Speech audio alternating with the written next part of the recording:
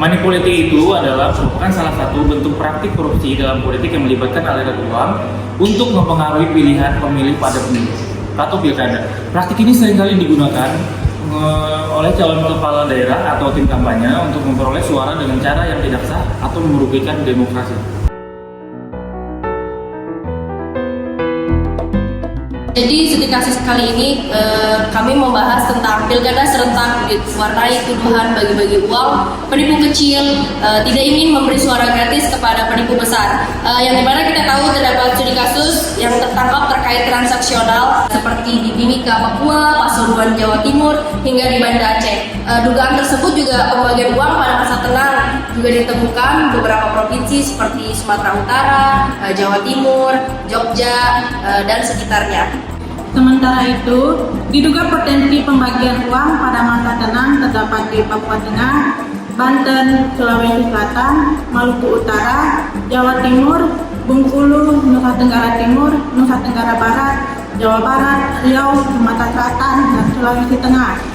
Adapun dugaan pembagian uang pada tahap pemungutan suara muncul di 5 provinsi, yaitu Papua Barat, Maluku, Sumatera Selatan, dan Kalimantan Selatan.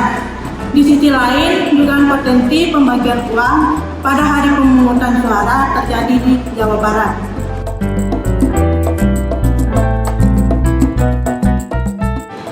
Adapun penyebab terjadinya money politik ini, menurut Burhanuddin, penyebab politik transaksional tidak dapat dilepaskan dari kegagalan politik dalam menegaskan perbedaan dan posisi politik mereka dengan partai politik.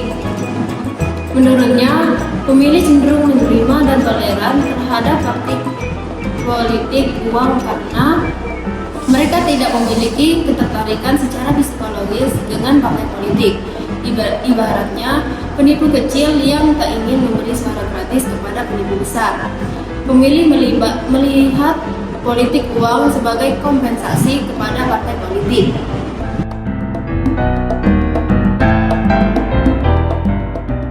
Baik, sekarang kita akan masuk ke dampak. Apa saja sih dampak yang dihasilkan dari politik transaksional atau money politik? Dampak yang dihasilkan adalah ketumpulan akan berpikir masyarakat terhadap calon-calon yang akan mereka pilih.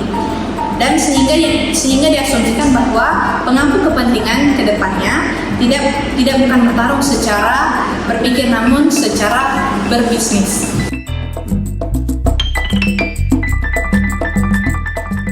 Adapun solusi dari money politik ini ada dua, yaitu secara represif maupun preventif.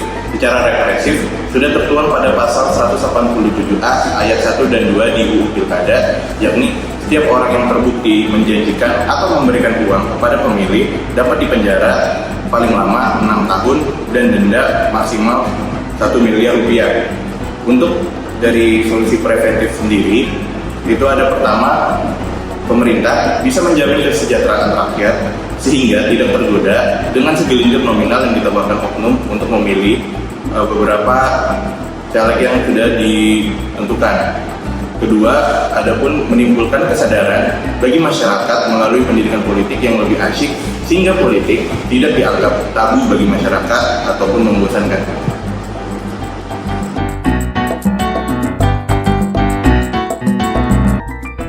Jadi kesimpulan yang bisa kami ambil dari studi kasus yang sudah kami bahas, yaitu praktik money politik ini dapat merusak integritas proses pemilu dan menciptakan ketergantungan pada calon legislatif. Money politik ini merupakan tantangan serius dalam pemilihan umum Indonesia. Hal ini mengakibatkan korupsi dan mengurangi kualitas pemimpin yang terpilih.